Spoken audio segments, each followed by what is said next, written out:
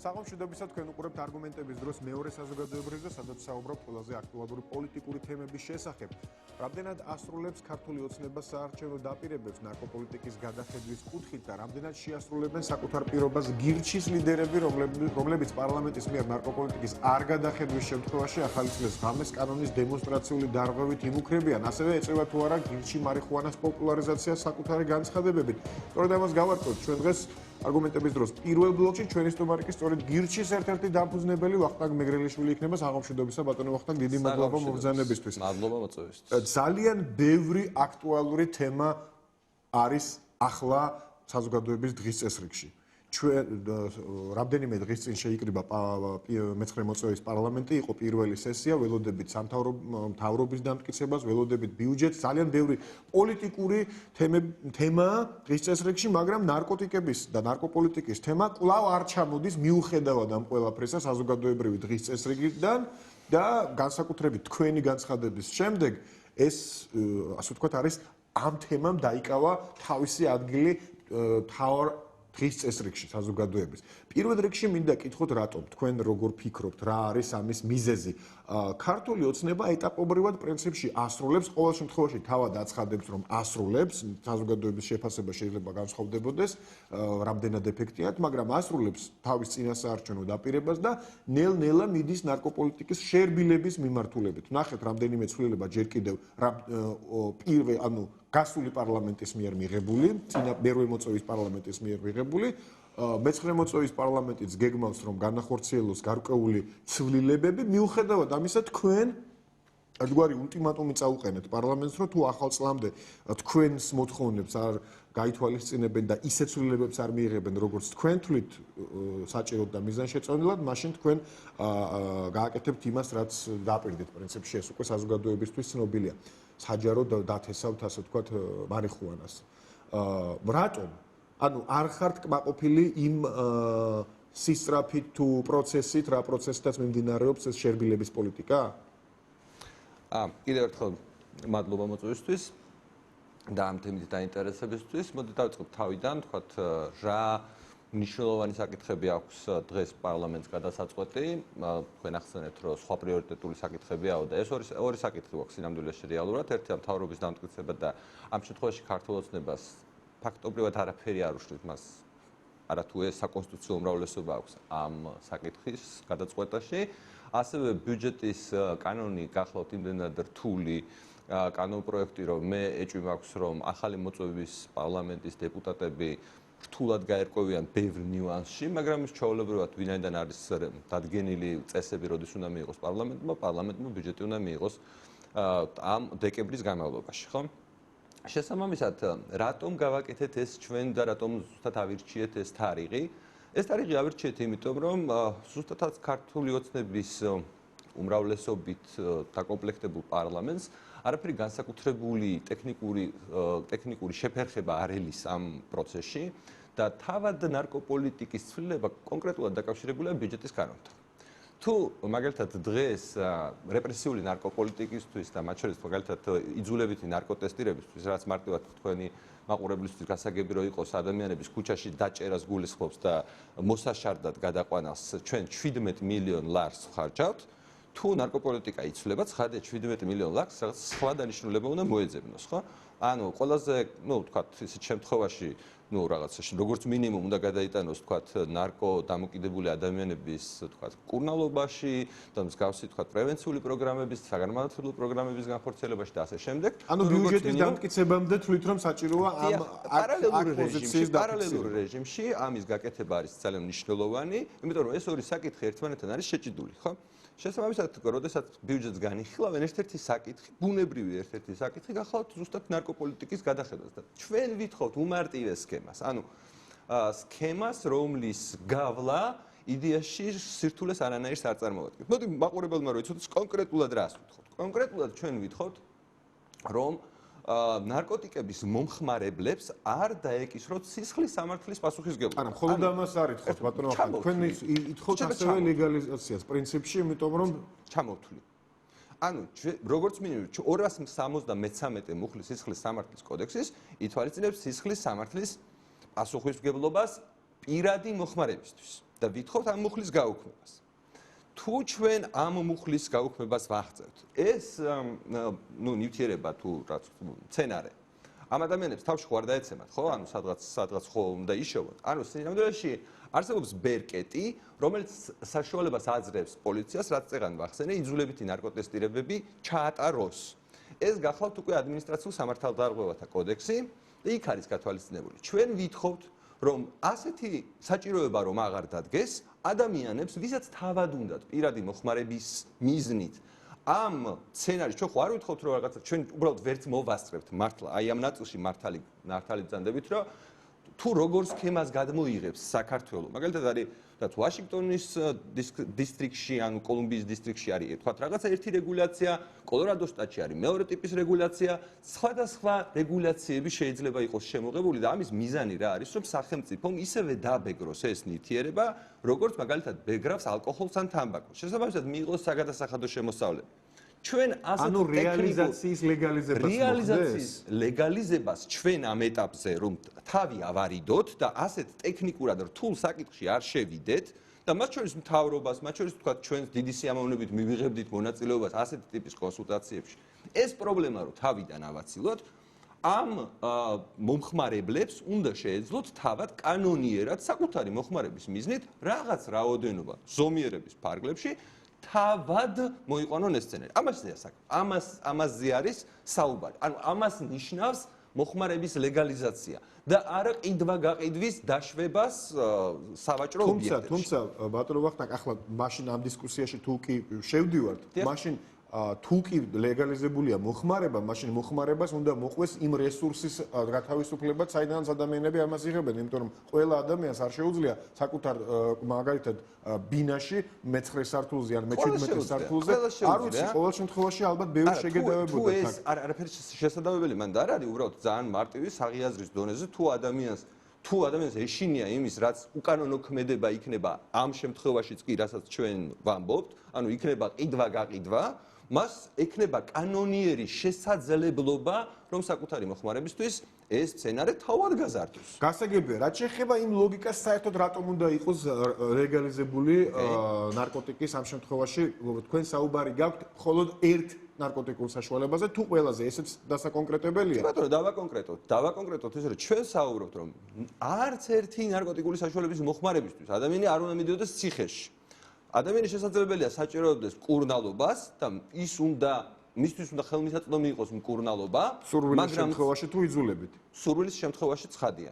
მაგრამ ნებისმიერ შემთხვევაში ყველა თანხდება ამაზე. აქ სინამდვილეში განსხვავებული აზრი ფაქტობრივად არ არსებობს, მათ შორის პარლამენტში შიგნით პარტიებს წინას აარჩევნოთ ყველას ქონდა მსგავსი. არა, ლეგალიზება არ ქონდათ. ჩვენ ხო რამეზე ვლაპარაკობთ, მომისმენთ. ეხლა მე ვლაპარაკობ იმაზე, რომ ციხეში არ უნდა მიდიოდეს. ლეგალიზება რა შუაშია? ციხეში არ უნდა მიდიოდეს, ხო? ამაზე ხო ყველა შეთანხმებულია. და შესაბამისად არ არსებობს ნარკოტიკი, რომლის მიღებისათვის ადამიანი უნდა ჩავსვას 4 კედელს შორს, ხო? ანუ აი ეს არის დეკრიმინალიზაცია ფაქტობრივად ნებისმიერი ნარკოტიკის. მარიხუანა არის უბრალოდ ჩვენთვის ხო მარიხუანა თემა არა. ჩვენთვის ეს ხო თავისუფლების თემაა სინამდვილეში.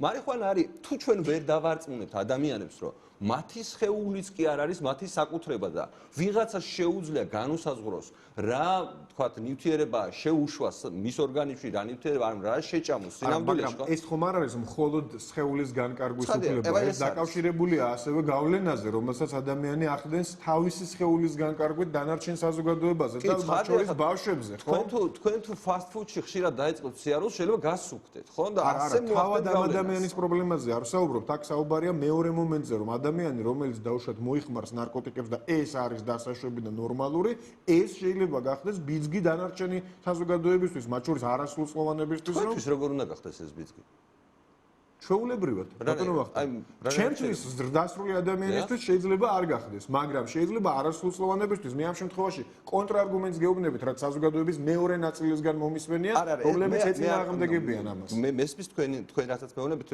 მეორე თამარგუმენტს მაგრამ მე უბრალოდ ვერასოდეს ვერ მოვისმინე ვერანაირი დასაბუთება რანაირად შეიძლება რომ ასეთი გავლენა ანუ ასეთი გავლენა ფიზიკურად ბუნებაში მოხდეს ანუ თუ მაგალითად ადამიანი ჩვენ ხო არ ვსაუბრობთ რაღაც ბავშვებში რაღაც საბავშვო ბაღებში და ან რაღაც ანუ ეს ხო სახელმწიფო ლეგალიზაცია რას ნიშნავს ცინავში? ლეგალიზაცია ნიშნავს, როდესაც სახელმწიფო სრულფასოვნად აკონტროლებს კანონის ფარგლებში თუ როგორ უნდა მოხდეს რაიმე პროდუქტის, არ აქვს ამ შემთხვევაში მნიშვნელობა, სიტყვაზე ალკოჰოლის პროდუქტია, მაგალითად ქიმიური სასუქიც პროდუქტია და ყველა ასეთი რაღაცა პროდუქტს, რომელსაც შეიძლება ქონდეს გარკვეული მავნე ზემოქმედება, ეს სწორია თუ არასწორია მეორე საკითხია, მაგრამ სახელმწიფოს შეუძლია სრულფასოვნად კანონის ფარგლებში მოახდინოს მისი რეგულირება.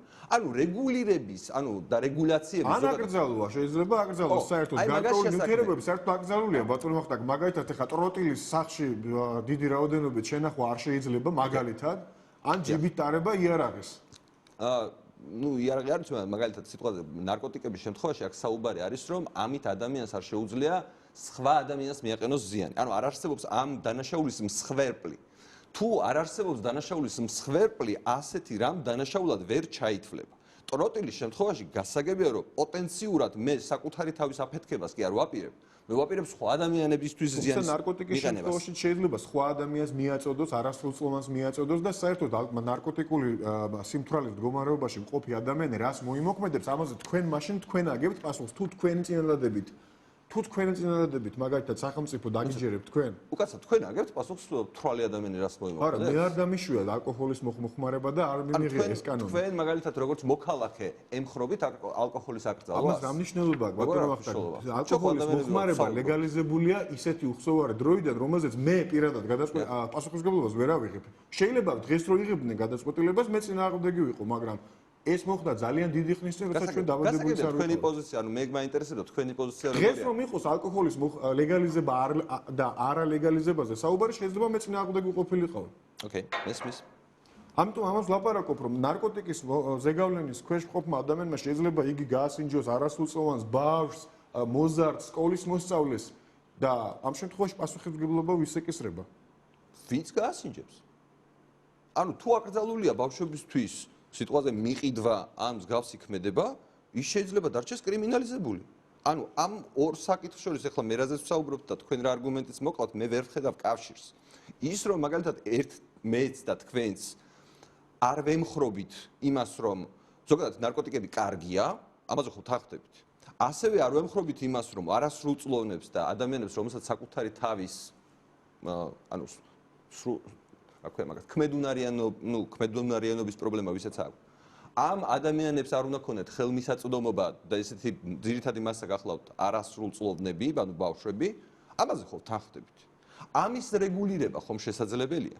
იდეაში შესაძლებელია, თუმცა ეს თეორიულად ესეა, მაგრამ იგივე იმ საზოგადოების იმ ნაწილის ლოგიკას რომ მოუხმოთ, რომელიც თქვენ გეწინააღმდეგება, უბრალოდ თქვენს მოთხოვნას ეწინააღმდეგება, არავინ არ ეწინააღმდეგება, არავინ არ ეწინააღმდეგება იმას, რომ ციხეში ადამიანები არ ციხეზე არ ვსაუბრობთ, ბატონო ვახტანგ, თქვენ საუბრობთ უფრო მეტზე, თქვენ საუბრობთ მარიხუანას ლეგალიზაციაზე, თორე იმაზე რომ იგივე მარიხუანას მოხმარების გამო ადამიანები ციხეში არ უნდა ჯდებოდნენ, თუნდაც განმეორებითი მოხმარების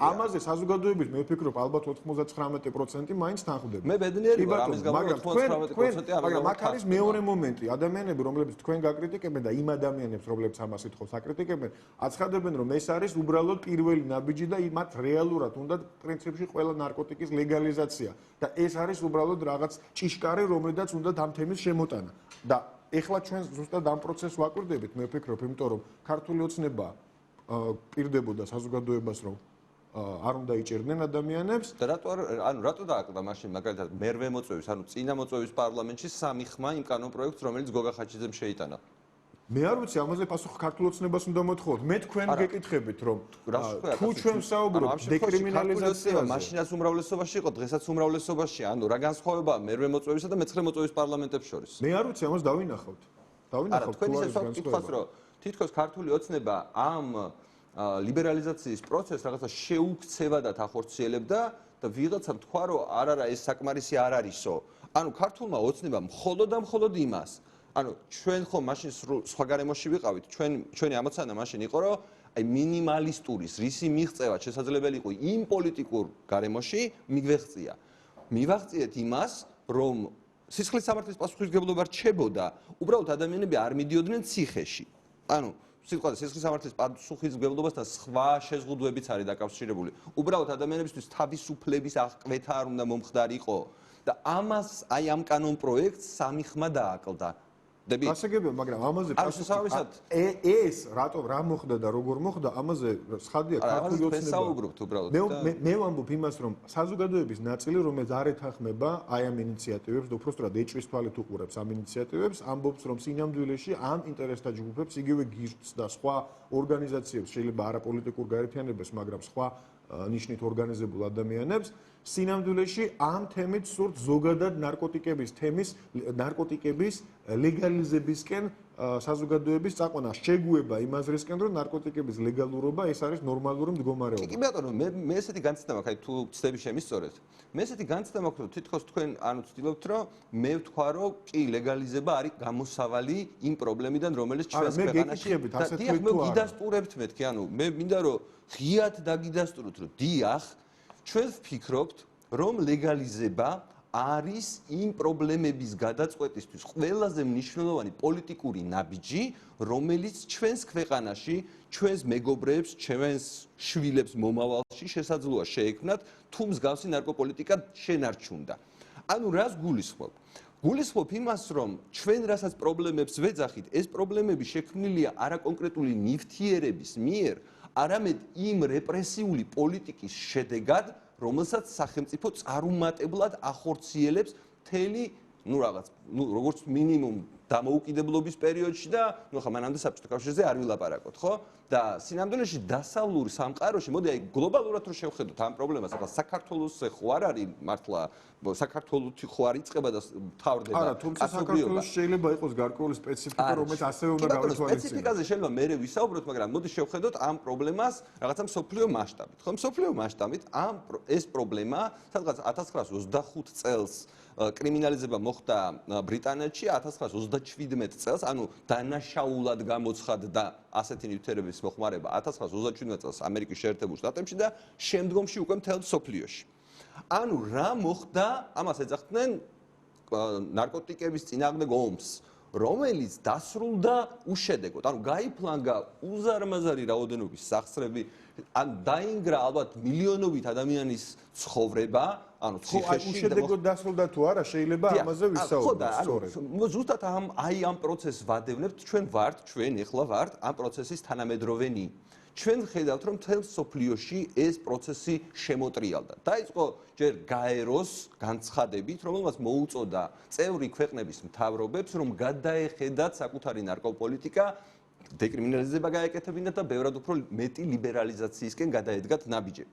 შემდგომში ამას მოყვა რამოდენიმე ქვეყანა, იგივე ურუგვაი, რაღაც პერუში რაღაც მოხდა, მანამდე იყო სიტყვაზე პორტუგალია და შტატები, რაც მთავარია. შტატებში დაიწყო ფაქტობრივად, თუ შტატებში დღეს არის 28 შტატი, რომელშიც ან სამედიცინო მიზნით, ან recreational რა არის, ან დასვენების რეკრეაციის მიზნით ეს საშუალება არის უკვე ლეგალური. რას ნიშნავს ლეგალური? მოდი ახლა ამას შევხედოთ, რას კარგავთ ჩვენ ეკონომიკურად, ხო? ხო მარტო აი ამ ნარატივში რო არ ვიყოთ რომ ვიღაცები რაღაცებს ეკონომიკურად დაკარგვაზე მე ვფიქრობ რომ ეს თემა საკმაოდ გარჩეულია მედიაში და არა ეს თემა საერთოდ ხელშეუხებელია მედიაში მოდი თქვენ საიდუმლოდ გეტყვით ამას თუმცა მანამ ვიდრე დავიწყებდეთ მაშინ გეტყვით რომ ეკონომიკურად შეიძლება მართლაც ვკარგავდეთ მაგრამ ამ შემთხვევაში მაშინ ჩვენ თუ ასე მიუდგებით საქმეს მაშინ ნებისმიერი ქმედება რომელიც აკრძალულია შეიძლება გავხადოთ ლეგალური და ამით შემოსავალს მივიღებთ ბიუჯეტში კი ეს კარგი იქნებოდა კარგი აზრია ანუ მაგალითად იგივე მაგალითად შეკვეთილი მკვლელობა სიტყვაზე არა ნებისმიერი ქმედება რომელიც გითხარით გულისხმობს ამასაც როგორ გეკადრებათ ანუ ნებისმიერი ქმედება რომელიც სხვა ადამიანს ზიანს არ აყენებს ანუ ზოგადად სისხლის სამართლებრივი ანუ კონცეფცია რა არის კონცეფცია არის რომ უნდა არსებობდეს დანაშაულის მსხვერპლი თუ დანაშაულის მსხვერპლი არ არსებობს თუ არ არსებობს გვამი შესაძლოა არ არსებობს კვლელიც ხო თუ მსხვერპლი არის თვითონ ის ადამიანი ამ შემთხვევაში სახელმწიფოს არ აქვს შემთხვევაში სახელმწიფოს არანაირი უფლება არანაირი მორალის სტანდარტის დადგენის უფლება სახელმწიფოს არ გააჩნია ეს არის თავისუფლება გესმით ანუ შინაარსი თავისუფლების მაშინ ამაზე ოდნავ მოგვიანებით კიდე დავაზუსტოთ გადავიდეთ მაშინ ეკონომიკურ საკითხზე ანუ რა ხდება დღეს მსოფლიოში და რა პროცესი მიმდინარეობს პროცესი მიმდინარეობს შემდეგი რომ მაგალითად პირველი შტატი რომელშიც მოხდა ესეთი სრულფასოვანი ლეგალიზაცია მოხდა კოლორადოს შტატში კოლორადოს შტატმა აი ამ პოლიტიკის ცვლილებით მიიღო ისეთი შემოსავლები, მათ ერთ-ერთი მოდელი აირჩეს რეგულირების, ხო? ანუ დაბეგრეს, ლიცენზიები გასცეს, აკონტროლებენ ბრუნვას, ასე შემდეგ, ასე შემდეგ. იმდენი შემოსავლები მიიღო, რომ მათ ეს შემოსავლები გაუშვეს სკოლების მშენებლობაში, ინფრასტრუქტურის მშენებლობაში და მაინც მათ მიერ დადგენილ ზღვარს გადასახადების აკრეფის გადაამეტა ამ შემოსავალმა და გადასახადები უკან დაუბრუნეს საკუთარ მოქალაქეებს, ანუ შტატის მაცხოვრებლებს. შესაბამისად, წარმოიდგინეთ, რა ხდება სხვა შტატებში, ანუ ეს ინფორმაცია საქართველოსგან განსხვავებით კვლევა მიმდინარეობს ყოველწლიურად, რამოდენიმე კვლევა ქვეყნდება, მათ შორის ამ კვლევებს აქვეყნებს მათი საგადასახადო სამსახური. ჩვენ გირჩი გავაკეთეთ ესეთი შედარება. კოლორადო პატარა შტატია, 5.300.000 ადამიანი ცხოვრობს, ნუ საქართველოს ოდნავ პატარაა, მაგრამ პროპორციულად რომ გადმოვიტანოთ ეს შედეგები, რას ნიშნავს საქართველოსთვის, ეს ნიშნავს, რომ დაახლოებით საქართველოსაც რომ იგივე რეგულაცია გადმოიტანოს, ანუ გადმოიღოს სახელმწიფოს მიერ, ნუ მეორე საკითხია თქვა ვეთანხმებით თუ არ ვეთანხმებით ამ რეგულაციებს ძალიან ბევრი ადამიანი შეიძლება მაგრამ საქართველოს კარგავს დაახლოებით 3.200.000.000 ყოველწლიურად ეკონომიკას, ახალ ეკონომიკას, რომელიც ამის საფუძველზე შეიქმნებოდა. ბიუჯეტი ამის საფუძველზე კარგავს დაახლოებით 800 მილიონ ლარს. იცით 800 მილიონი რას ნიშნავს? ეს ნიშნავს, რომ დაახლოებით ერთ მოსწავლეს, სკოლის მოსწავლეს ჩვენ შეგვეძლო დაგვემატებინა 1400 ლარი განათლებისთვის. თითოეული მოსწავლისთვის საქართველოში. გასაგებია, ანუ ეკონომიკური. რაც შეეხება ლეგალიზაციის ეფექტს სტატისტიკაზე. არის ორი მოსაზრება საზოგადოებაში. ერთი მოსაზრების თანახმად მნიშვნელოვან გავლენას არ ახდენს სტატისტიკურ მოხმარებას და დამოკიდებულთა რაოდენობაზე და მეორე მოსაზრება, რომ პირიქით ეს პირიქით ააფეთქებს სიტუაციას. დაახლოებით იგივე სიტუაცია იქნება თქვენ წეღან ალკოჰოლი ახსენეთ და შეიძლება იგივე ვთქვათ დაუშვათ იგივე თამბაქოზე. მაგალითად, რამდენი ყავს სტატისტიკურად ლეგალური ნარკოტიკის მომხმარებელი და რამდენი ყავს სტატისტიკურად იმ ნარკოტიკის მომხმარებელი, რომელიც აკრძალულია, ხო? მოშევადაროთ, აი ესეთ ლოგიკა მომისმენია მე ხშირად მოწინააღმდეგეებისგან, რომ თუ ჩვენ მარიხუანას მოვეპყრობით ისე, როგორც ვეპყრობით მაგალითად ალკოჰოლს, ღვინოს, მაშინ შეიძლება ყავდეს მარიხუანას იმდენივე მომხმარებელი, რამდენიც ყავს ღვინის მსმელი. ხო, ლოგიკურია პრინციპში ესეთი პოზიცია, თუ არა, თქვენთვის? რატომ? არა, იმიტომ რომ ეს ამაზე როგორც გითხარით, ამაზე არსებობს უკვე არა ორი აზრი ან რაღაც. ანუ რაღაც სამეცნიერო წრეებში რაღაცებზე შეთანხმება არსებობს. ანუ არ გულისხმობ გელალეჟავასნაირ ტიპაჟებს რა, ანუ გულისხმობ რეალურ ისეთ გელალეჟავასაც აქვს თავისი პოზიციის ქონის უფლება ალბათ, ხო?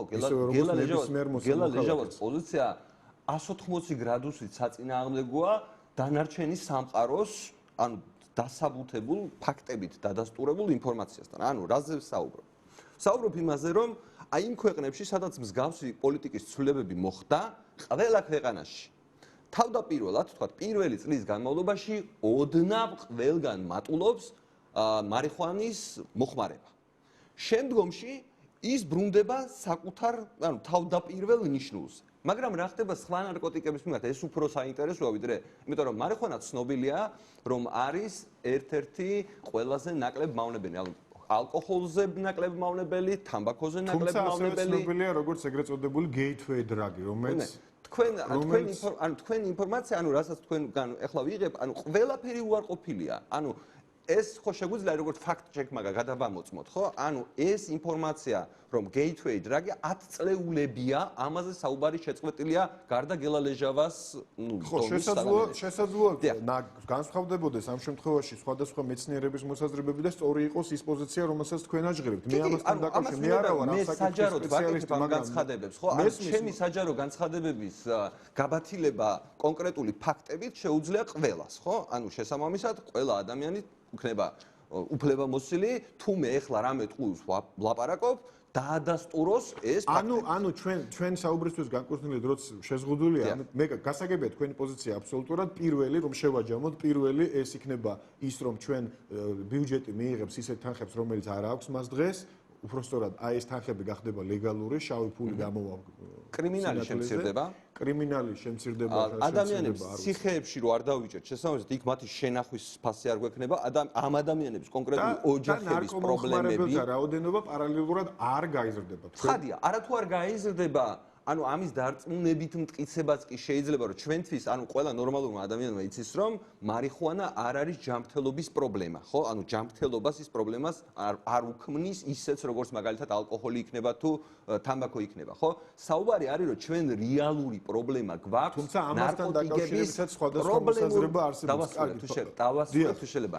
პრობლემურ მომხმარებლებთან. პრობლემური მომხმარებლები არიან ინტერვენული მომხმარებლები და შესაბამისად თუ ეს პროცესი, ანუ თუ რაღაც ესეთი მსუბუქი ნარკოტიკი არის ლეგალიზებული, პრობლემური ნარკომანების გადასვლა ხდება ლეგალურ ნარკოტიკზე. ახლა ერთი არგუმენტი რომ არ მოვიყვანო, არ შემიძლია.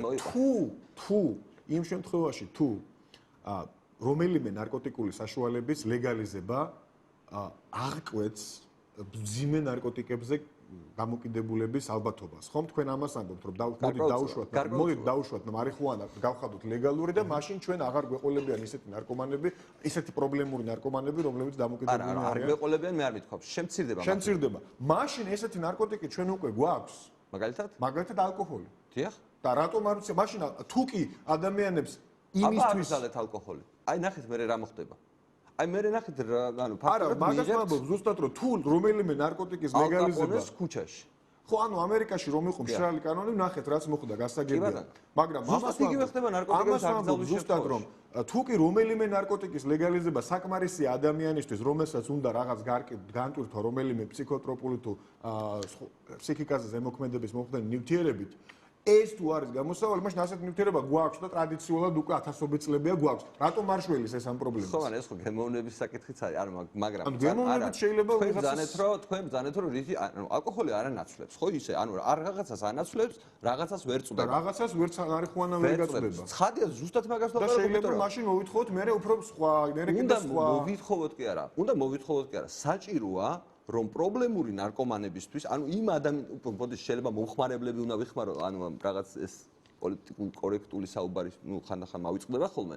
ანუ თავარი პრობლემის არსში გაგვარკვევს. მაგალითად, მომხმარებლები, რომლებიც იყენებენ ჯეს, კრაკადილს და ასე შემდეგ, ვინტს და ინტრავენური ნარკოტიკების მომხმარებლებისთვის საჭიროა აუცილებლად სარეაბილიტაციო პროგრამები. რას გულისხმობს სარეაბილიტაციო? როგორც მინიმუმ მათთვის მნიშვნელოვანია ჩანაცვლებითი პროგრამები იყოს მასიურად ხელმისაწვდომი. თუ მათ ციხეში არ ვიჭერთ, ეს იმას ნიშნავს, რომ ამ ადამიანებს უნდა შევუქმნათ ადამიანური ცხოვრების პირობები. თუ ეს ჩანაცვლებითი პროგრამები იქნება სახელმწიფოს მიერ ლეგალურად შეძენილი, ფაქტიურად ამით ჩვენ ამ ადამიანებს მივიყვანთ სამედიცინო ინდუსტრიამდე, ექიმამდე, ანუ ფაქტიურად მათ მიეცემათ შესაძლებლობა, რომ თავიანთი ბევრად უფრო სარისკო ქცევა შეცვალონ და გაუჩნდეთ პერსპექტივა, რომ როდისღაც დაიწყო ნორმალური ფუნქციონირება ამ საზოგადოებაში. ბატონო ვახტანგ, ფაქტობრივად ამოიწურა ჩვენთვის განკუთვნილი დრო კიდევ ერთი კითხვა, ამჯერად უფრო პოლიტიკური დატვირთვის არ შემიძლია არ დაგისვათ ჩვენი საუბრის ბოლოს ძალიან ხშირად, როდესაც პრინციპში გირჩი ბოლო პერიოდში გახდა ასოცირებული ნარკოპოლიტიკის შერბილებასთან და ამის ასე ვთქვათ დაჟინებულ მოთხოვნასთან და ძალიან ხშირად საზოგადოების ის ნაწილი, რომელიცაც უკვე არაერთხელ აღნიშნე, რომელიც ეწინააღმდეგება ან სკეპტიკურად უყურებს თქვენს ამ ინიციატივებს, ამბობს, რომ გირჩი პრინციპში დააფუძნეს ადამიანებმა, რომლებიც ერთ-ერთი დამფუძნებელი, რამდენიმე თაგან ორი ყოველ შემთხვევაში, იყო ნაციონალური მოძრაობის წარმომადგენელი სახე და ძალიან ისეთი, ასე ვთქვათ, ერთ-ერთი ლიდერიც შეიძლება უწოდოთ, იგივე ბატონ ჯაფარიძეს და ბატონ ხაჩიძეს. ამ შემთხვევაში საზოგადოების ეს ნაწილი სვამს კითხვას, რატომ არ აქტიურობდნენ ასე ეს ადამიანები, მაშინ როდესაც ნაციონალური მოძრაობა იყო სათავეში და როცა ეს ნარკოპოლიტიკა ჩვენ გვახსოვს, როდის გამკაცრდა, შევარდნაძის დროს იყო პრინციპში ძალიან სუსტი რეგულაციები და იყო უფრო პოლიციის ძალდომრეობა შეიძლება დავარქვათ, ვიდრე მკაცრი კანონები. სააკაშვილის დროს გვახსოვს ჩვენ რომ დეკლარირებულად ძალიან მკაცრი ნარკოპოლიტიკა იყო კანონების დონეზეც კი.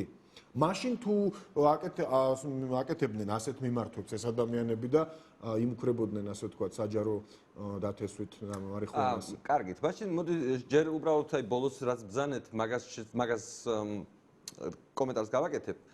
სააკაშვილის და შევარდნაძის დროს საქართველოს კანონმდებლობა ორივე შემთხვევაში იყო მკაცრი.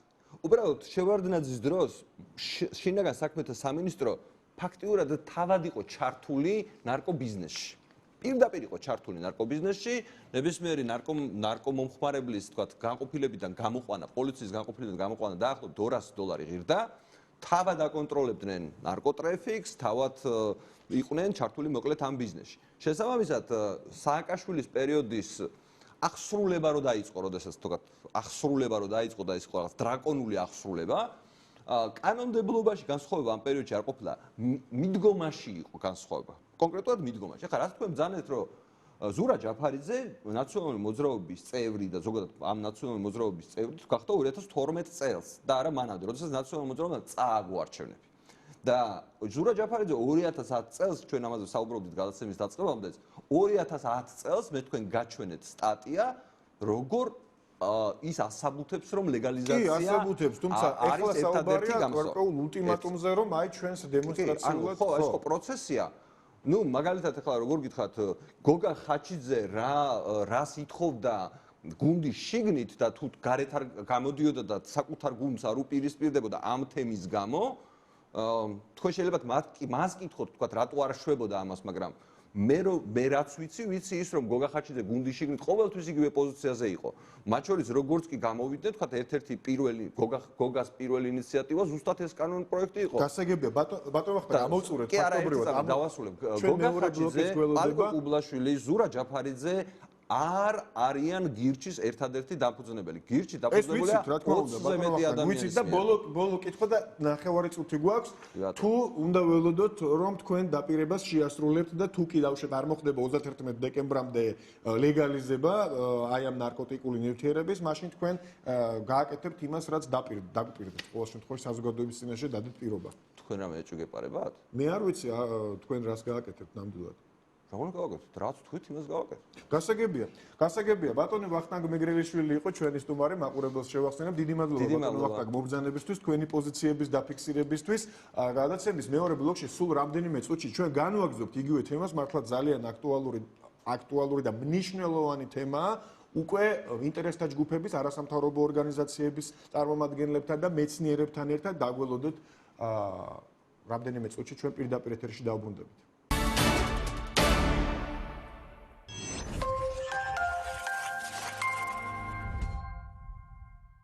ცოდნაში ვეძებთ გამოსავალს.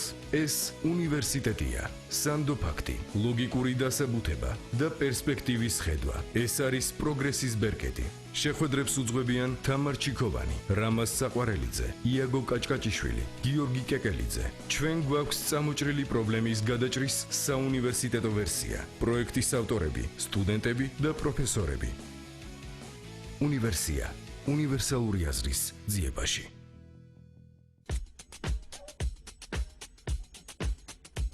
გაიმარჯვე და წარადგინე საქართველოს ევროპის ყველაზე დიდ მუსიკალურ დღესასწაულზე.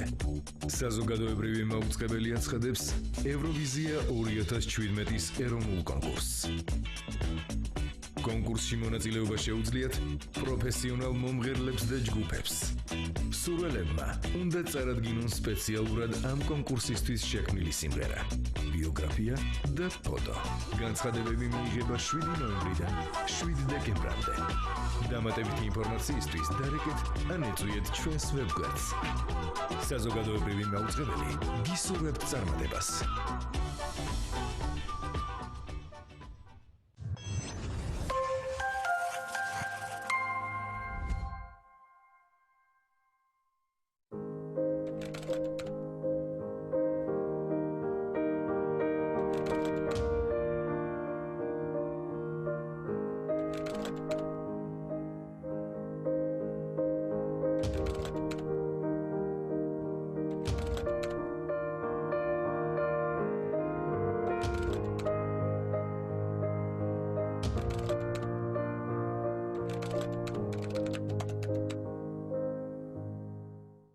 ყოველოც წამში სოფლიოში ძუძუსკიბოს დიაგნოზავლენი.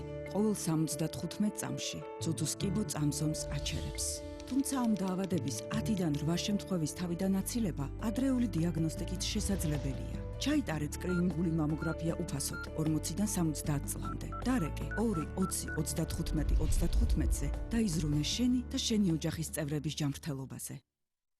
თუ სახელმწიფო ხელისუფლების წარმომადგენელთა მხრიდან მყისიერი საფრთხე ემუქრება თქვენს სიცოცხლეს ან ჯანმრთელობას, ადგილი აქვს წამებას, არასათანადო მოპყრობას ან თავისუფლების უკანონო შეზღუდვას, ასევე ოჯახში ძალადობის შემთხვევას, დაგვიკავშირდით სახალხო დამცველის აპარატის ხელხაზზე 1491 საქალაქო და მობილური ოპერატორებიდან. სახალხო დამცველის აპარატი მოახდენს სწრაფ რეაგირებას. საწყის ეტაპზე რეაგირების ჯგუფი იმოქმედებს მხოლოდ თბილისის ტერიტორიაზე.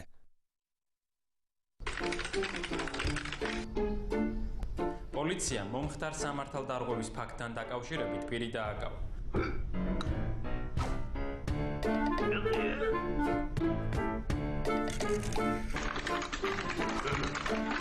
სასამართლოს თავისი მოსაზრება შეუძლია წარუდგინოს კერძო პირმა, სხვადასხვა დარგის სპეციალისტმა, რომელთა მოსაზრებებმაც სასამართლოს შეიძლება დახმარება გაუწიოს.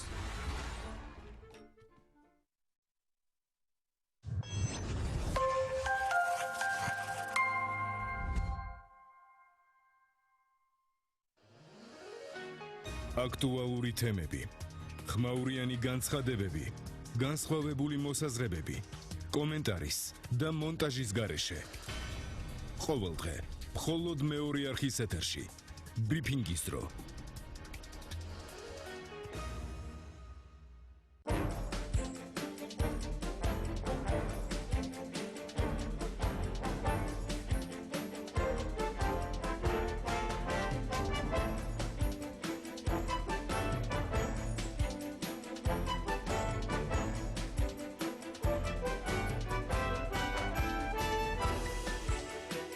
ყოველ კვირას, სამშაბათიდან შაბათის ჩათვლით, დილის 10 საათზე, გეოფაქტორი, მეორე არხზე.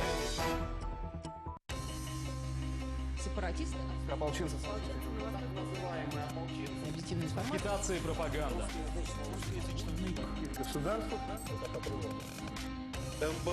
Покупайте свое и რადიო თავისუფლება და საზოგადოებრივი მაუწყებელი წარმოგიდგენთ.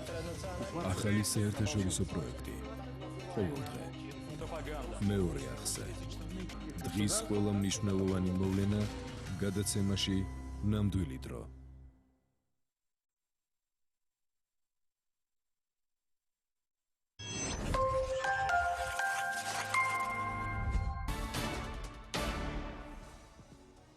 არგუმენტების დრო ბრუნდება პირდაპირ ეთერში. ჩვენ განვაგრძობთ საუბარს ნარკოპოლიტიკაზე და გადაცემის მეორე ბლოკში ვეცდებით გავარკვიოთ თუ როგორი ნარკოპოლიტიკა მჭირდება რეალურად საქართველოში, რას გვეუბნება საერთაშორისო გამოცდილება, რას ფიქრობენ მეცნიერები და რა მოთხოვნები აქვს დაინტერესებულ ჯგუფებს. წარმოგიდგენთ ჩვენი გადაცემის მეორე ბლოკის სტუმრებს, ქალბატონი ნანა ჩაჩუა, ფსიქოლოგი, ქალბატონი ხათუნა თოდაძე, ექიმი ნარკოლოგი, თბილისის სახელმწიფო სამედიცინო უნივერსიტეტის პროფესორი, ნარკომანიის პრევენციის ცენტრის დირექტორის მოადგილე და ბატონი კოკალაბარტყავა, ნარკოტიკების მომხმარებელთა საქართველოს ქსელის წარმომადგენელი. საღამო მშვიდობისა, დიდი მადლობა მობრძანებისთვის.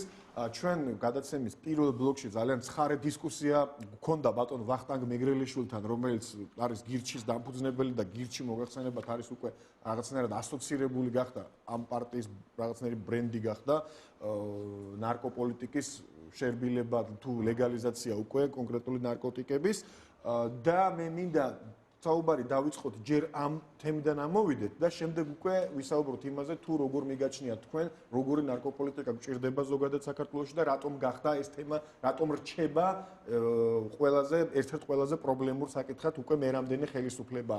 ბატონ კოკა მე მინდა თქვენ დაგისვათ პირველი კითხვა თქვენ ბრძანდებით ნარკოტიკების მომხმარებელთა საქართველოს ქსელის წარმომადგენელი ცოტა საშიში სახელწოდება კი აქვს თქვენს ორგანიზაციას მაგრამ იმედია გაგვარკვევთ ამაშიც რას ნიშნავს ეს ქსელი და მე მინდა აქედან გადავიდე უკვე ჩემს კითხვაზე არჩევნებამდე ჯერ კიდევ თქვენი ქსელის ეგიდით და რამდენიმე 33 თუ არ ვცდები არასამთავრობო ორგანიზაციისგან შეიქმნა ნარკოპოლიტიკის ეროვნული პლატფორმა და თქვენ შეხვდით ქართული ოცნების წარმომადგენლებს და შეთანხმდით გარკვეულ პრინციპებზე. რა პრინციპები იყო ეს თუ შეიძლება რომ გაგვარკვიოთ?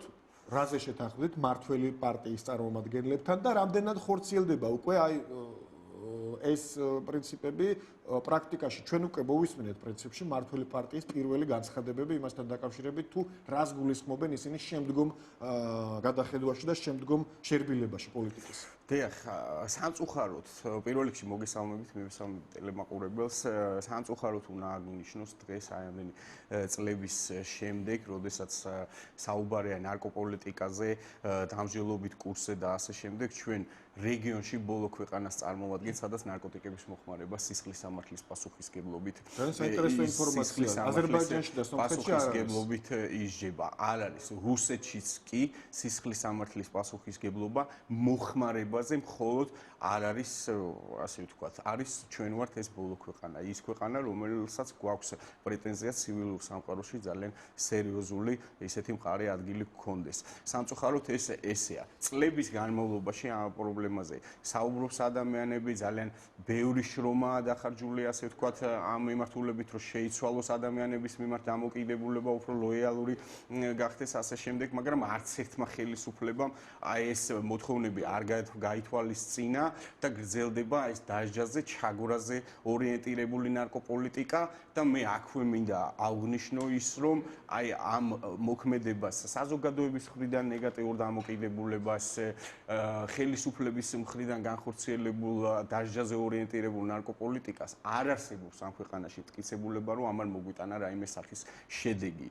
პირიქით გეტყვით მე, არსებობს მტკიცებულება იმისი, რომ ყოველწლიურად იზრდება ეგრეთ წოდებული პრობლემური ნარკოტიკების მომხმარებლების რაოდენობა, მაგალითად 2010 წელში კვლევაზე ბატონო, ამაზე სტატისტიკაზე და ანალიზზე ოდნავ მოგვიანებით გადავიდეთ, ჯერ პოზიციაზე მინდოდა გეთქვათ 2-3 სიტყვა, ანუ თქვენ როგორც ნარკოტიკების მომხმარებელთა ქსელის წარმომადგენელი ვარ თუ არა საშიში საზოგადოებას. არა, ჩვენ მე ამ შემთხვევაში ეს არ მაინტერესებს, ამას კომპეტენტური სხვა ორგანოები არ ყვევენ, თქვენ ხართ თუ არა საშიში საზოგადოებისთვის.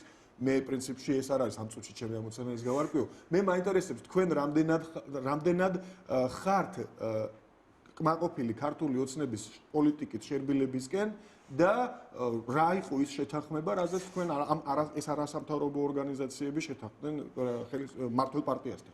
ეხლა პლატფორმასთან დაკავშირებით მაშინ გეტყვით, ეს იყო თემის ინიციატივა, ყველა ის რესურსი, ასე ვთქვათ, ადამიანური მობილიზებულიყო და მომხდარიყო კონსოლიდირება პოზიციების, რომელიც არსებობს საქართველოში. მოხდა ეს კონსოლიდაცია, ყველა დაინტერესებული მხარე, დაწყებული სამეცნიერო დარგის წარმომადგენლებისგან, დამთავრებული თემის წარმომადგენლებით გაერთიანდა და შეიქმნა ერთიანი სივრცე და ეს მინდა აღვნიშნო, რომ ხელისუფლებისთვის, ასე ვთქვათ, ეს გაფანტული რესურსები უფრო არ იყო მისაღები და ჩვენ უფრო კომფორტულ მდგომარეობაში, ასე ვთქვათ, ვამყოფებთ ხელისუფლებას, ვინაიდან შეჯერებული, კონსოლიდირებული, მტკიცებულებებზე დამყარებული პოზიციები ფორმირდება ნარკოპოლიტიკის ეროვნულ პლატფორმაში, სადაც გაერთიანებულია ყველა დაინტერესებული მხარე და მმართველი პარტია იზიარებს თქვენს პოზიციას თუ არა ამ შემთხვევაში რაც შეეხება მმართველ პარტიას, ჩვენ ახლა შეგნებულად მე აღარ შევეხები წინა ხელისუფლების მიერ განხორციელებულ დანაშაულებრივ, ასე ვთქვათ, მოქმედებებს, განსაკუთრებით ნულოვანი ტოლერანტობის რეპრესიული ნარკოპოლიტიკის გამოცხადების შემდეგ ჩვენ აქ არ არის საუბარი რაღაცა უბრალოდ ზიანი მიადგა ვიღაცას და ნუ იქ ოჯახს და ასე შემდეგ. სიცოცხლეები შეიწირა ამაზე აუცილებლად შეეხება დღევანდელ ხელისუფლებას, აი ეს პოლიტიკა, რაც ხორციელდებოდა ადამიანების მიმართ, ეს ინერციით გრძელდება. თუმცა გარკვეული, ასე ვთქვათ, შერბილება მოხდა, მე არ შემიძლია არ აღვნიშნო, ასე ვთქვათ, 2014 წელს გამოცემული ახალი ბრძანება, რომელიც ექიმს აღარ ავალდებულებს უკვე ზედოზირების და ასევე ერთ-ერთ მუხშიც შევიდა ცვლილება, სადაც გაიმიჯნა ნარკოტიკული საშუალებების გასაგებია, აუცილებლად დაგებრუნდებით, ბატონო კოკა, აუცილებლად დაგებრუნდებით. ხათუნა, მე მაინტერესებს, ანუ ქართული ოცნება ეტაპობრივად ეს ჯერ კიდევ ევროკავშირთან ასოცირების ხელშეკრულებებით არის გათვალისწინებული ეს პროცესი ეტაპობრივად მიდის გარკვეული ჰუმანიზაციისკენ თუ შეიძლება ნარკოპოლიტიკის, იმიტომ რომ მართლაც ჯერ კიდევ 2012 წლამდე სანამ ქართული ოცნება შეცვლიდა მმართველობის ადავებთან ნაციონალურ მოძრაობას, ეს იყო თემა და ნაციონალურ მოძრაობას ქართული ოცნება მაშინ და ქართული ოცნების მხარდამჭერები ერთ-ერთ პრეტენზიად უყენებდნენ სწორედ იმასაც, რომ ნარკოპოლიტიკა ნაციონალურმა მოძრაობამ აქცია რეპრესიების და ასე ვთქვათ საზოგადოების კონტროლის იარაღად. და ეს გარკვეული ნაბიჯები გადაიდგა. მართლაც თუმცა საზოგადოების ნაწილი ითხოვს კიდევ უფრო მეტს, ითხოვს ჩვენ გირჩის წარმომადგენელი ყავდა პირველ ბლოკში, რომელიც ითხოვს ლეგალიზაციას საერთოდ მაგალითად ისეთი სცენარის, როგორც არის მარიხუანა. თქვენ როგორ ფიქრობთ, ეს არის რამდენად აპრობირებული პრაქტიკაა იგივე დაუშვათ დასავლეთში, ევროპაში, საერთოდ ჩვენს გარემოცვაში, მაგალითად ვახსენეთ ჩვენ სამეზობლო, ხო ჩვენ სამეზობლოში რა ხდება? ალბათ ყველაზე მეტად მათთან ვართ ჩვენ ახლოს რაღაც მენტალობით თუ ფსიქოსოციალურ ეკონომიკური გარემოთი. რაც შეეხება თვითონ მმართველი პარტიის პოლიტიკას ნარკოტიკებთან დაკავშირებით, რომელიც ბოლო 4 წლის განმავლობაში ხორციელდება, არა, მიმართულება ჩემის აზრით, აი ვექტორი სწორია. მიდის ყველაფერი ლიბერალიზაციისკენ, ამის მაგალითი იყო თუნდაც ეს სასწრაფოებთან დაკავშირებული ბრძანება, რომელმაც დაიცვა ალბათ ათეულობით ადამიანის ზედოზირებით გარდაცვალებისგან, იგივე ვთქვათ, სააფთიაქო ნარკოტიკებთან დაკავშირებით რეფორმა, იგივე ვთქვათ, ჰეპატიტის მკურნალობის პროგრამა, იგივე ჩანაცვლების თერაპიის პროგრამების გაფართოება, მაგრამ ტემპი აი ამ მოვლენების, ამ ცვლილებების და რეფორმების არა არ არის ისეთი, როგორიც ჩვენ გვინდა და როგორცაც ჩვენ ველოდებით. ის ადამიანები, რომლებიც მუშაობთ, თქვათ, აი ამ დარგში, ან ის ადამიანები, რომლებსაც უშუალოდ ან მათ ოჯახებს შეეხო ეს პრობლემა. და ეს უპირველეს ყოვლისა მაინც უნდა ვთქვათ, რომ ყველაზე უფრო რეფორმა ჩამორჩება სამართლებრივი, აი ადამიანის და პაციენტის უფლებების თვალსაზრისით. რა კონკრეტულად რას გულისხმობთ? კონკრეტულად ეს არის აი ეს ძალიან მკაცრი დამსჯელობითი ნარკოპოლიტიკა, რომელიც მაინც დღესდღეობით ჩვენთან მოქმედებს და რომელიც დეკლარირებულია როგორც კანონის დონეზე, ასევე მეტნაკლებად ხორციელდება, თუმცა შერბილებულია შედარებით. პირველ ჯერზე მოხმარებაზე არ არის, ესე იგი, პატიმრობა. პირველ ჯერზე არის ადმინისტრაციული ჯარიმა 500 ლარის ოდენობით, ხოლო მეორე ჯერზე 1 წლის განმავლობაში არის უკვე სისხლის სამართლის დევნა და სასჯელი, რომელიც შესაძლოა მოსამართლის დისკრეციის მიხედვით 1 წლამდე პატიმრობითაც დაისაჯოს. თუმცა ამავე დროს პრაქტიკაში გვაქვს ისეთი, რომ მაგალითად იგივე პრეზიდენტის შეწყალებების სტატისტიკას თუ გადავხედავთ, ბოლო პერიოდში 2016 წელს მაგალითად მე კონკრეტული ციფრიც მაქვს აქ, შემიძლია დავასახელო, მაგრამ მე ვფიქრობ, საკმარისი იქნება იმის აღნიშვნაც, რომ ძალიან დიდი ნაწილი ეს არის სწორედ იმ მუხლით მისჯილი ადამიანების შეწყალება, რომლებიც სწორედ ნარკოტიკებთან დაკავშირებულ დანაშაულზე. ანუ თვითონ ქართული ოცნების პოლიტიკა ალბათ ესეც აჩვენებს დღევანდელი ხელისუფლების პოლიტიკას, მაგრამ საზოგადოების ნაწილი ითხოვს მეტს.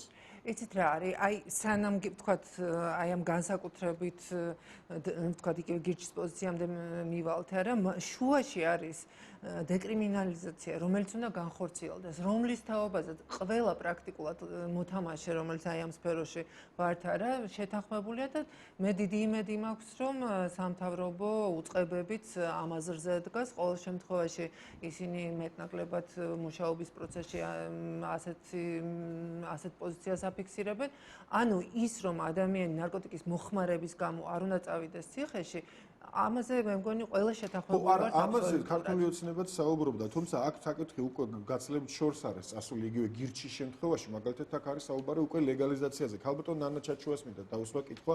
ქალბატონ ნანა, აქ ორი მომენტია, ჩვენ საუბრობდით გადაცემის პირველ ბლოკში და ესეთი გლობალური ფილოსოფიური დილემა წამოვწიეთ, რომ ახდენს თუ არა სტატისტიკაზე, მომხმარებელთა სტატისტიკაზე გავლენას ის კონკრეტული ნივთიერება არის კრიმინალიზებული, ლეგალიზებული თუ დეკრიმინალიზებული, მაგრამ არის ადმინისტრაციული, ასე ვთქვათ, სამართალდარღვევით გათვალისწინებული. აქ არის გავლენის მომენტიც, ახალისების მომენტიც, მაგალითის მომენტიც, არ ვიცი და ორი აზრია საზოგადოებაში, ნაწილი თulis რომ ესე იგი, პრინციპში ადამიანის უფლება თავის ხელს რას დამართებს და აქ მას ვერაფერს ვერ ჩაერევა და მეორე მოსაზრება რომ პრინციპში ესეც იგივეს იმეორებს რომ ადამიანმა თავის ხელს რაც უნდა ის შეიძლება დამართოს, მაგრამ გავლენის მხრივ სხვა ადამიანებზე შეიძლება ამას ჰქონდეს, ასე ვთქვათ, გარკვეული ეფექტები. თქვენ როგორ ფიქრობთ? პირველ რიგში უნდა მოგახსენოთ და გულგრილი ვერ ვიქნები ამ მოსაზრების მიმართ, რომ ყოველი ადამიანი თავისი საკუთარი სხეულის ბატონ პატრონია იმ თვალსაზრისით, რომ როგორც უნდა ისე მოექცევა მას. ყოველი ადამიანი თუ ჰუმანურობაზე ვილაპარაკებთ, ყოველი ადამიანი, რომელიც არის ამ სამყაროში, იგივე მე ვარ. ეს ფილოსოფიურად თუ მიუდგებით, ფსიქოლოგიურად. იმიტომ ფსიქოლოგიურად, წმინდა ფსიქოლოგიურად, რელიგიურადაც ასეა. აი ეს უკვდავის სული, რომელზედაც რელიგიაში ლაპარაკია, ის არის რომ ის ყველასთვის ერთია, ყველგან ერთია.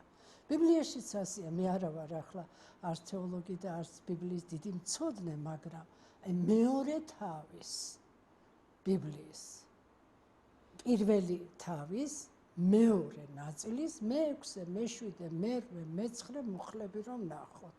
ჩვენ იქ ვნახავთ, რომ აი როდესაც უფალმა ღმერთმა მიწისაგან შექმნა თავისივე მსგავსი და ხატი, თავისი მსგავსი, შთაბერა სული თავის. ეს არ არის მე-6 დღე. ეს არის უკვე პირველი თავის პირველი ნაწილი რო თავდება და მეორე თავი იწყება. ანუ აი ამ მომენტიდან ადამიანს აქვს პასუხისმგებლობა საკუთარ თავზე. საკუთარ თავზე პასუხისმგებლობის უნარი აქვს მას მინიჭებული. მაგრამ დავანებოთ რელიგიას თავი. ვარ ათეისტი, კი ბატონო. მაშინ მოდი მეცნიერებას მივხედოთ, გადავხედოთ, ხო? და მთელი ეგზისტენციალური ფსიქოლოგია გეუბნება, რა არის ადამიანის არსებობა ამ სამყაროში. ეს არის პასუხისმგებლობის აღება საკუთარ თავზე. აქედან მოდის მერე პასუხისმგებლობა საზოგადოებაზე და ბუნებაზე. მე, როდესაც ჩემ თავს ვნებ, მე გვნებ თქვენს. თუმცა კავტონანა ამ შემთხვევაში მე თავისუფლებას მივცემ შეგეკამათოთ ისევე როგორც ვეკამათები და საპირისპირო პოზიციები მომყავს ყველა რესპონდენტთან. ამ შემთხვევაში მაშინ აი ამ ადამიანების ლოგიკაც გასაგებია რომ თუ ჩვენ ვაძლევთ ადამიანს უფლებას საკუთარ თავს ავნოს ალკოჰოლით, ავნოს თამბაქოთი და კიდევ არავინ არ იცის ალკოჰოლი და თამბაქო მეტად მავნებელია თუ ის რასაც მე არ ვაძლევ უფლებას, არც თქვენ არ აძლევთ უფლებას. თავის თავს თვითონ აძლევს უფლებას და კანონი აძლევს უფლებას, ხო? ეხლა კანონთან დაკავშირებით ორიოდე სიტყვა კიდე თუ თქვენ მე არ გამიბრაზდებთ რომ დრო გვაქვს. კანონთან დაკავშირებით. ყოველივე ნეგატიურია ის, რაც სიცოცხლის ტენდენციის საწინააღმდეგოა და სიცოცხლის ტენდენცია მარტო ბიოლოგიურ სიცოცხლეს არ გულისხმობს, ხო? გალაქტიონი რო ამბობდა, მე მეშინია იმგვარ სიცოცხლის სიკვდილს რომ გავს და უარესია, ხო? ეს სიცოცხლე არსებობს ადამიანის ბიოლოგიური სიცოცხლე, ფსიქოლოგიური და სოციალური, ხო? იცით რა არის კულტურა ამას არეგულირებს. აი იმ ქვეყნებში, სადაც არის ვაზის კულტურა, როგორც ასეთი ლოთობა და აი ალკოჰოლ დამოკიდებულება ნაკლებია. ალკოჰოლიზმს რასაც ეძახი. დიახ, დამოკიდებულება ნაკლებია. ის თუ დღეს საქართველოში ეს არის მხოლოდ და მხოლოდ იმის გამო, რომ ქართველი ადამიანი თავისი ბუნებით, თორე ქართველ ადამიანს თქვენ რადგან ალკოჰოლზე ლაპარაკობთ და ხშირად აქვთ ეს არგუმენტად. კი, მაგრამ მაშინ იცით რა არის აი ლოთობა დაუშვათ ან თქვა სხვა და თამბაქო და ასე შემდეგ, ხო? იცით რა არის იმ ქვეყნებში, სადაც კულტურა ამას არეგულირებს, იქ სახიფათო არ არის, იცით, ლოთობას ქართულ საზოგადოებაში საზოგადოებრივი შეფასება აქვს და გაკიცხვარის ერთდაგვარის ნეობის დონეზე და რაღაც სირცხვილია. მაგრამ იქ, სადაც კულტურაში არ არის დაუშვათ, აი თქვათ ჰაშიშთან დამოკიდებულება, ხო? ნარკოდამოკიდებულებაზე არ გულისხმობ, მაგრამ აღმოსავლეთის ქვეყნებში, სადაც ვაზის კულტურა არ არის, იქ არის დამოკიდებულების კულტურა თვითონ, რომ არ არსებობს თრიაქით იმ დონის თრობა, რომ შეიძლება ადამიანმა თავისი ფსიქიკა იმდენად ავნოს როგორ რეალობის შეგრძნება დაკარგოს. მე გუშინ ერთ-ერთ ტელევიზიაში ამ გადაცემასთან დაკავშირებით ჰქონდა ამ თემაზე საუბარი და ერთმა ახალგაზრდა ფრიად სასიამოვნო სიმპათიურმა ყმაწვილმა ბრძანა ის რომ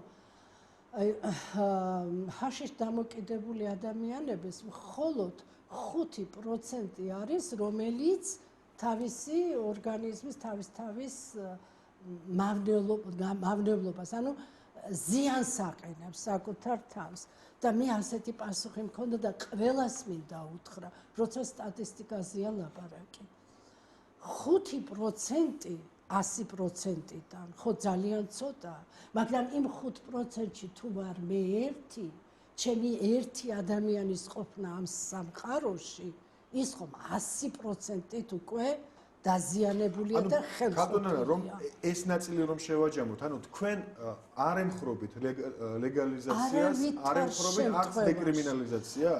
დეკრიმინალიზაცია აქ კრიმინალი, რა არის კრიმინალი? აი ამისი მარტივად რომ თქვა, დაჯარიმების მომხრე ხარ თუ რა თქმა უნდა. ციხეში ჩასმის. ციხეში ჩასმის ამ შემთხვევაში მე ვერ ვიქნები მომხრე, მაგრამ თუ ის არის გამსახები არა მომხმარებელი და ყველაზე მეტად კიდევ ძალიან გული მტკივა ის რომ თქვენ გაქვთ ყველას ხო ამ ხალხთან შეხება ოჯახში რომელიც არის წამალ დამოკიდებულების ოჯახი რა დღეში არიან იცით თუ არა თქვენ რომ როდესაც მას აპატიმრებენ მე არ ვარ მომხრე დაპატიმრების პირადად მაგრამ ოჯახში სული მოთქმული აქვს და დედები მესმის მე ფსიქოლოგი ვარ და ჩემთან ხომ აქვთ მათ კონტაქტი და კავშირი ხო რომ აი ახლა მაინც იქნება რაღაც პერიოდი მაინც ციხეში შეიძლება რამე უფრო უარესი მაგრამ იცით რა არის კი ეს ყველაფერი მე არ ვარ მომხრე პირადად მე ვარ ფსიქოლოგი და მე მინდა რომ ადამიანმა გაიცნობიეროს თავისი მდგომარეობა გაიცნობიეროს და საკუთარ თავზე აიღოს პასუხისმგებლობა და ის აჩვენეს აი გირჩის მე არასოდეს აი ვერავის წინააღმდეგ საერთოდ კიდევაც თქვენ გითხარით გადაცემაში რომ მე თუ ვიჩემთან იქნებიან ისეთი ადამიანები რომლებსაც უნდა ვეკამათო მიეჭირს კამათი პიროვნულად მიეჭირს მე აი სოკრატისეული კამათი კი ბატონო მაგრამ მეორე მხარეს ორი სოკრატე მაინც უნდა იყოს რომ სოკრატეს დიალოგები იყოს თუმცა თქვენი პოზიცია აბსოლუტურად გასაგებია თქვენ ხართ პრინციპში არ გაქვთ არაფერი დეკრიმინალიზაციის საწინააღმდეგო მაგრამ არ ემხრობით ლეგალიზაციას გასაგებია ბატონო კოკა მეორე მომენტი რაზეც ჩვენ საუბრობდით მე მაინც პირველი ბლოკის რაღაცნაირად ეკო გამოგვივიდა ჩვენ და იმ თემებზე კომენტარი რაზეც საუბრობდით არის ლეგალიზაცია და ასახვა სტატისტიკაზე და აქ ძალიან ბევრი ასე ვთქვათ მოსაზრებაა როგორც მომხრეთა ისე მოწინააღმდეგეთა რომ აი მაგალითად თუ ჩვენ გავაკეთებთ ლეგალიზებას იგივე თუნდაც მარიხუანას ან დეკრიმინალიზებას საერთოდ მაშინ არის პირდაპირ ესეთი მოსაზრება რომ ჩვენ დამოკიდებულთა რაოდენობას შეიძლება გაიზარდოს და მიაღწიოს პრინციპში დაახლოებით ალკოჰოლის მომხმარებელთა რაოდენობას. იმიტომ რომ თუ არავითარი ასე ვთქვათ სამართლებრივი თუ ადამიანს არ ექნება არავითარი დისკომფორტი ამ ნივთიერების მოხმარების გამო, მაშინ არავითარი ლოგიკური საფუძველი არ რჩება იმის საფიქრალად, რომ მაგალითად არ მიაღწიოს დამოკიდებულთა რაოდენობა, მიგივე ალკოჰოლის მომხმარებელთა რაოდენობას. გიპასუხებთ. მუდმივად, ასე ვთქვათ, როდესაც იყო კანონის ლიბერალიზაციაზე, მიდგომის ლიბერალიზაციაზე საუბარი, მუდმივად ძალოვანი სტრუქტურები, ასე ვთქვათ, წინააღმდეგი იყო ამ პროცესის და ბლოკავდა შეიძლება ითქვას ამ ძალოვანი ბლოკი? ძალოვანი ბლოკი ეგრე გამოდის, ვინაიდან ძალოვანი სტრუქტურების მე ვიტყოდი ნახევარზე მეტი რესურსი თუნდაც პატრულის დღესდღეობით მიემართება აი იმ ადამიანების დევნაზე, იხარჯება ამაში ფული, ადამიანური რესურსი, დრო და ასე შემდეგ, რასაც საბოლოო ჯამში არ მოაქვს შედეგი. ჩვენ თუ ვსაუბრობთ დღეს ექიმები არის ფსიქოლოგი, მე ცოტა მეუხეხულება, თუმცა მე სამედიცინო განათლება მაქვს. მე მიღებული, მაგრამ ეს რაღაცას გეტყვით რა. უყო დავაზუსტოთ არ მოაქვს შედეგში რას გულისხმობთ? ანუ ნაწილი ადამიანის საზოგადოებისა თulis ნარკოტიკების მომხმარებელთა რაოდენობა იზრდება, პრობლემური ნარკოტიკების ის ნაწილი, რომელიც არ არის ნარკოდამოკიდებული საზოგადოების, ხო გაქვს ესეთი პროცენტიც? კი, რა თქმა უნდა, ღმერთმა დააგვიჩვენოს, რომ ყველა ნარკოდამოკიდებული. ხო და აი ის ნაწილი, რომელიც არ არის ნარკოდამოკიდებული, არის სწორედ იმ პოლიტიკის შედეგი, რომ ადამიანებს, რომელსაც ეშინიათ, ან არ უნდათ, ან ეთაკილებათ, ან უბრალოდ არ უღირთ კანონის დარღვევა, ის ადამიანები არ მიდიან ნარკოტიკებისკენ სწორედ იმის გამო, რომ არ უნდათ, უბრალოდ არ უნდათ, ან კარიერული წინსვლაში ხელს შეუშლის, ან უბრალოდ არ უნდათ ციხეში წასვლა და ამის გარისკო და ამიტომ რჩებიან ნარკოტიკებისგან გარეშე. შედეგი შეიძლება ეს იყოს პრინციპში. მე კიდევ ერთხელ გიმეორებთ, აი ამ წლების მანძილზე ამ ადამიანების მიმართ განხორციელებულმა დანაშაულებრივმა, ასე ვთქვათ, მოქმედებებმა ხელისუფლებების მხრიდან არ მოგვიტანა არაფერი შედეგი. ამაზე მტკიცებულება, რომ რაიმე სახის შედეგი გვაქვს, რომ ასეთმა მოქმედებამ მოგვიტანა შედეგი, არ არსებობს. ამის საპირისპიროდ არსებობს მტკიცებულებები იმისი, რომ ამ ადამიანების ჯანმრთელობის მდგომარეობა კიდევ უფრო გაუარესდა.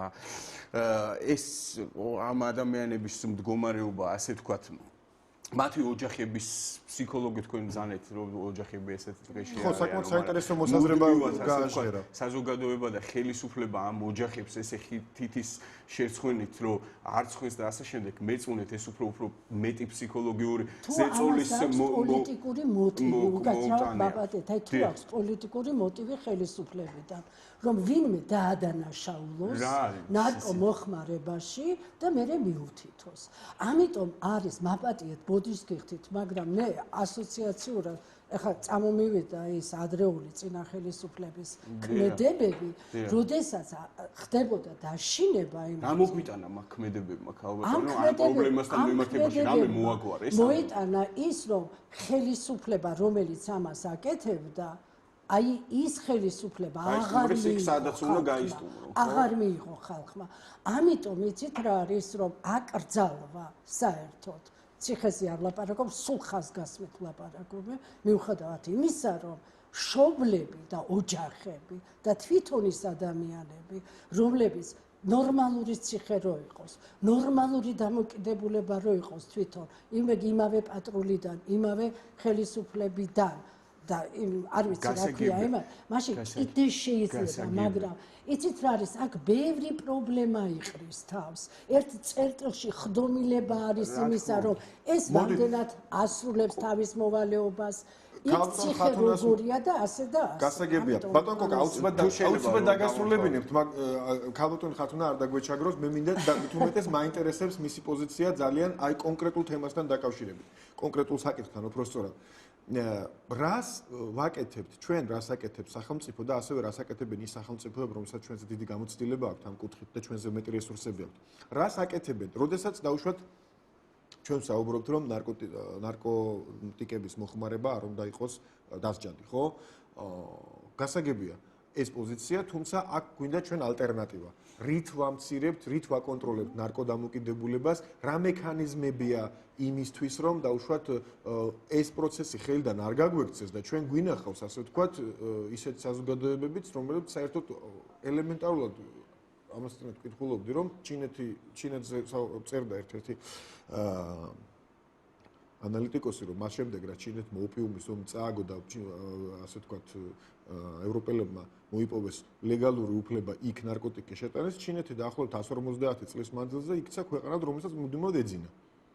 და რეალურად სოფლიო პოლიტიკაში არ მონაწილეობდა, როგორც ასეთი.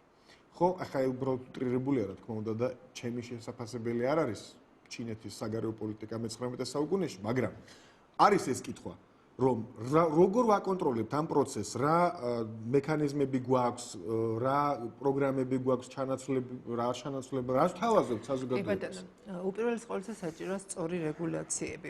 იმიტომ რომ ეს არის პროცესი, რომელსაც ჭირდება რეგულაცია. დავიწყოთ იქიდან, რომ არის და დღესდღეობით ყოველდღიურად პრაქტიკულად ჩნდება, სინთეზირდება უამრავი ახალი ფსიქოაქტიური ნივთიერება. ფსიქოაქტიური ნივთიერებები, რომლებმაც შეიძლება მიენჭოს ადამიანს ეიფორია, გაბრუება, გაქცევის რაღაცა საშუალება გახდეს, ხო, რეალობიდან. ეს არის ეს ძალიან ბევრია, მათ შორის ალკოჰოლი არ უნდა დაგვავიწყდეს. ახლა ჩვენ ქართველებს კიდევ გვაქვს იმის ილუზია სამწუხაროდ, რომ ალკოჰოლიზმი ქართველების დაავადება არ არის. სამწუხაროდ მას შემდეგ, რაც აი ეს კულტურული, ტრადიციული მიდგომა ალკოჰოლის მიმართ დაირღვა რა, ალკოჰოლიზმი საკმაოდ რთული პრობლემა გახდა. ტრადიციული ალკოჰოლური სასმელებით შემოვიდა აქ, რომელიც მაგათად ადრე ისტორიულად არ იყო. რა თქმა უნდა, ძალიან ბევრი ფაქტორია, რამაც ხელი შეუწყო და დღეს ჩვენ ნარკოლოგები ვამბობთ, რომ ნომერ პირველი ერთ-ერთი და შეიძლება ერთი და მართლა პირველი პრობლემა ეს არის ალკოჰოლიზმი, განსაკუთრებით რეგიონებში, სადაც თქვენ იცით, რომ არსებობს ღვინო, არსებობს არაყი, ადგილობრივი წარმოების ყველა გლეხს აქვს ეს ოჯახში. თუმცა ეს ადამიანებიც ახლა უბრალოდ ჩაგეჭრებით ამბობენ, რომ მათ არ აქვს არაფერს, არ აქვს სამსახური, სახელმწიფო მათ არაფერს არ სთავაზობს საერთოდ. არავის არ ჭირდება ეს. აბსოლუტურად გეთანხმებით, ამიტომ აი მანდეთ მივდივარ. ხო, ანუ რაღაცა კომპლექსურად უნდა იყოს, ხო ეს საკითხი. ადამიანს თუ სჭირდება ნარკოტიკული ან ფსიქოტროპული ნივთიერება, ის იპოვის ამ ნივთიერებას. დღევანდელ სამყაროში ძალიან ადვილია ესეთ ნივთიერების პოვნა. აი 2009 წელს ხო ძალიან გამკაცრდა კანონი სახელმწიფოს მხრიდან, შეწყდა პრაქტიკულად ჰეროინის და ბუპრენორფინის, სუბუტექსის შემოტანა საქართველოში, მაგრამ რა მივიღეთ ქანქარის ეფექტი, როდესაც იმის მაგივრად რომ შემცირებულიყო ოპიოიდური ნარკომანია, გაიზარდა ეს ყველაფერი, ოღონდ გაცილებით უფრო ტოქსიკური დეზომორფინის ხარჯზე. ანუ პრევენცია კი ბატონო, მინდა უბრალოდ ფაქტობრივად დავუწურეთ ჩვენ დრო, მაგრამ მინდა კიდევ ერთი კითხვა დაგისვათ, ის კითხვა რომელიც წინა ბლოკშიც დავსვი, არის ესეთი ლოგიკა და ამ ლოგიკას ჩვენ წინა ბლოკის სტუმარიც ავითარებდა და სავარაუდოდ ბატონი კოკაც ეთანხმება მას, რომ თუ ჩვენ დავუშვებთ ერთი ნარკოტიკული ნივთიერების დეკრიმინალიზაციას თუ ლეგალიზაციას, მაშინ სავარაუდოდ ჩვენ აღკვეთავთ აი იმ რაღაც გაცილებით უფრო საშიში თუ გაუგებარი კონსტრუქციის და ქიმიური შემადგენლობის ნარკოტიკების მოხმარებას. რანაირად აღკვეთავთ? ერთი კონკრეტული ნარკოტიკის დეკრიმინალიზაცია გამოგებინეთ ხალხო, ამხელა კომპლექსურ პრობლემას როგორ მოაგვართ? ანუ ყველა უნდა მილიონი მასეთი ნარკოტიკი არსებობს. ანუ ყველა უნდა დეკრიმინალიზებული აქ არის კომპლექსურ თქვენ ახსენეთ, კომპლექსურ ხედვაზე. ერთი კონკრეტული ნარკოტიკის დეკრიმინალიზაცია ვერაფერს ვერ იზამთრებს. ხო და ზუსტად ამაზე მინდა დავსვა კითხვა, თუ შეიძლება ბატონო კოკა ერთი რესურსები არ მიემართა ჯანდაცვის მიმართულებით. და სწორედ ამიტომ ქალბატონო ხათნას უსვამ ამ კითხვას, ამის პრაქტიკა, იმიტომ რომ მე უფრო ამ პირველ ბლოკში დასმულ კითხვაზე ვაპირებ პასუხი მივიღო. თუ ერთი ნარკოტიკის, მაგალითად მარიხუანას ლეგალიზება აღკვეთავს სხვა ნარკოტიკული ნივთიერებებისკენ ლტოლვას, თქვენ ასე ფიქრობთ? არა, არ ვფიქრობ ასე, იმიტომ რომ ამის მტკიცებულებები არ არსებობს. მე ვფიქრობ სხვა რაღაცას, რომ დეკრიმინალიზება მოხმარების ოღონდ უნდა მოხდეს ყველა ნარკოტიკის და არა მარტო მარიხუანასი, რა დააშავა იმ ადამიანმა, რომელიც დამოკიდებულია, ვთქვათ, ჰეროინზე და მას აქვს უფრო მძიმე მას აქვს დაავადება და არა უბრალოდ რეკრეაციული მომხმარებელია, ის რატო უნდა გავუშვათ ციხეში, ან რატო უნდა დავაკისროთ ძალიან დიდი ჯარიმა, იმიტომ რომ მან მოიხმარა ის ნარკოტიკი, რომელიც მის ორგანიზმს სჭირდება როგორც წამალია რა. ამიტომ მოხმარება ალბათ კი არა, მე ესე მიმაჩნია, რომ უნდა იყოს დეკრიმინალიზებული და იმედი მაქვს, რომ არ იქნება დეკრიმინალიზებული. კიდევ ერთი აქ სუფთა ეკონომიკური არგუმენტი შემოდის, რომ საერთოდ რამდენად შესაძლებელია ნებისმიერი საქონელი და ამ შემთხვევაში ნარკოტიკი განვიხილოთ როგორც საქონელი, რომელიმე საქონელის მოხმარება არ ისჯებოდეს, მაშინ როცა ისჯება მისი რეალიზაცია. საიდან უნდა მოიტანოს ადამიანმა ეს საქონელი? და მოახერხოს. გასაგებია. არა, ეს ბევრ ქვეყანაში არის მოხმარება. მესმის, მაგრამ გეთანხმებით, მაშინ მივალთ, იცით რა, ლოგიკურად მივალთ, მაშინ რა თქმა უნდა ლეგალიზაცია. რომელსაც ყოველთვის წარმოიშობა მიწოდება და მაშინ იმათ რა დააშავეს, ვინც ამ მოთხოვნას აკმაყოფილებენ. ასეთი კითხვაც დაისმება ალბათ მაშინ მომავალში, ხო?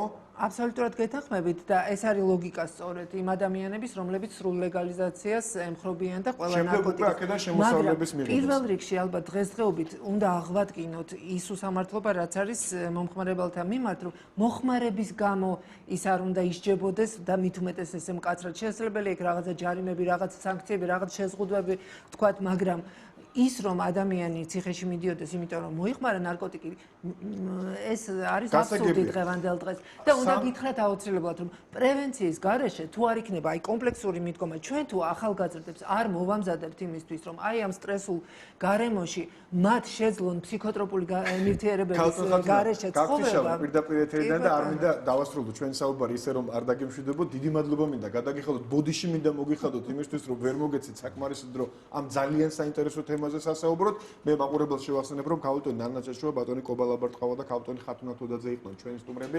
არგუმენტების დრო დღეს ამით გემშვიდობებად ხვალამდე, ხვალ სხვა საინტერესო თემებთან ერთად ჩვენ საზოგადოებრივ მაუწყებელში მიმდინარე პროცესებს შევეხებით, დროებით ხვალამდე.